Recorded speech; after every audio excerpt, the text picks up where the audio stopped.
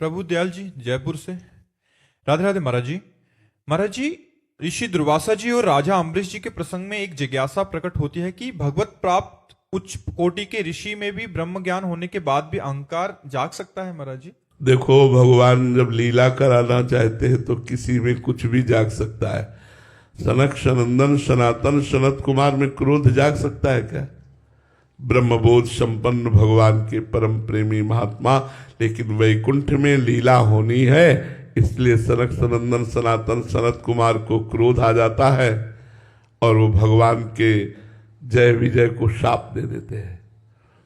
ऐसे ही दुर्वासा और अम्बरीश जी के चरित्र में एक दैन्य भक्त की महत्ता, जो दैन्य अकिंचन भगवान के चरणारविंद में पूर्ण आश्रित और एक तप प्रधान ज्ञानी महात्मा, महान तपस्या से युक्त, जो बलकल की लंगोटी लगाता है, दूर्वा दूब का रसपान करता है और निरंतर भगवत चिंतन परायण है, और एक तरफ चक्रवर्ती सम्राट रानी महल सब व्यवस्था है, लेकिन सावई मना कृष्ण पदारविंदो, मन केवल भगवान में है। इसमें भगवान ने दिखाया कि तपस्वी ज्ञानी, इसे भगवान ने एक तरफ और दैन्य और समर्पण एक तरफ, तो वहां का अहम भक्त पराधीनो।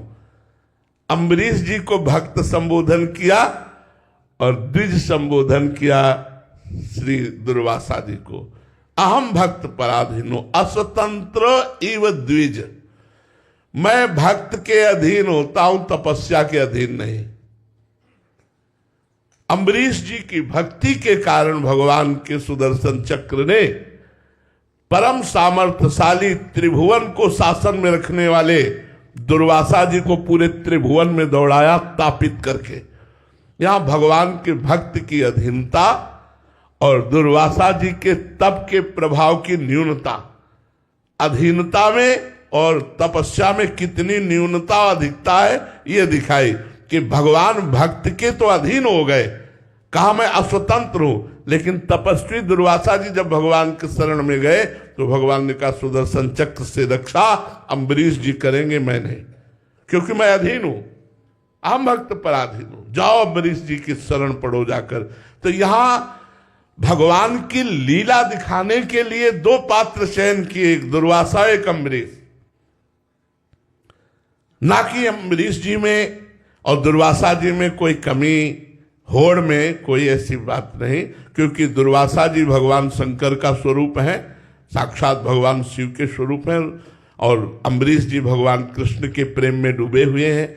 जैसे देवर्षि नारद के अंदर कहीं काम हो सकता है, लेकिन भगवान की जब लीला प्रकट होनी हुई तो देवर्षि नारद जी को काम सताता है, वो ब्याह की भावना करते हैं, यहां तक कि भगवान को शाप दे देते हैं, जाओ जिस स्त्री वियोग में मैं दुखित हो रहा हूं उसमें तुम दुखी हो गए।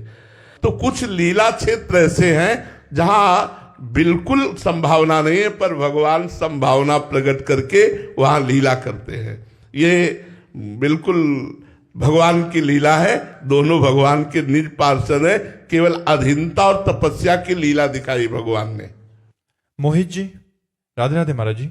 महाराज जी, जब हम भक्ति मार्ग में चलते हैं तो कंचन, कीर्ति, कामनी, ये तीनों हमारी तरफ इतनी तीव्र गति से क्यों आने लगती हैं, जिसमें विशेष रूप से पहले कीर्ति और कामनी हमें परास्त कर देती है? महाराज जी, इसको परास्त करने के लिए नाम जब भी हम करते हैं, बट उसमें क्या सावधानी रखें कि हम इनको परास्त कर दें? बोले भगवान मैं आपसे प्यार करता हूं, बोले रुको, चलो, मुस्कुरा के गए गुरु जी, प्रणाम। अब भगवान भूल गए, वो याद आ गई तो भगवान बोले माया, रुपया, वाहवाही, यही सब दे देते हैं। अगर इनमें फंस गए तो झूठा कहेगा। प्यार कभी बिकता नहीं, प्यार कभी बिकता नहीं, और प्यार कभी झुकता नहीं, ध्यान रखना। किसी भी विषय के आगे कभी झुकता नहीं है। अगर प्यार झुक गया और बिक गया तो प्यार नहीं, वो ड्रामा था, नाटक था।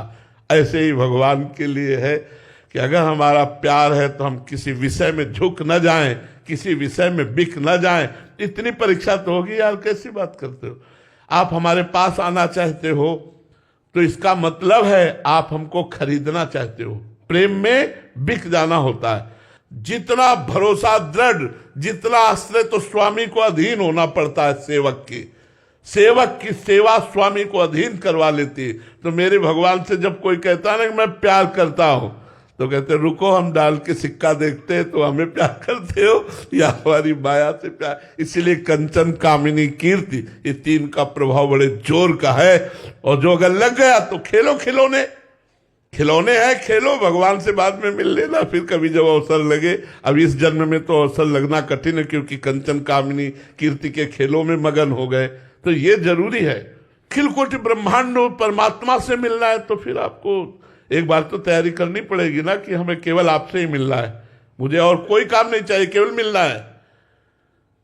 जब हट करके तब आप वहां जा पाओगे। जैसे बच्चा खिलौने छोड़कर रोना शुरू करता है तो माँ उसको अपनी बेटी भेजती, परिवार के भेजते, ऐसे अंतिम बात में रिद्धियां सिद्धियां भेजी जाती। अंतर्ध्यान हो जाना, बहुत रूप हो जाना, सबके मन की बात जान लेना, पहाड़ में भी प्रवेश कर जाना, एक ही समय में कई जगह उपस्थित रहना। ले ये चमत्कार, अगर इनको ले लिया तो भी गए। अंतिम समय रिद्धियां सिद्धियां भेजी, जब इनसे भी हट गया मन, इनको भी स्वीकार नहीं किया, तब भगवान आकर मिल जाते, तब गले लगा लेते।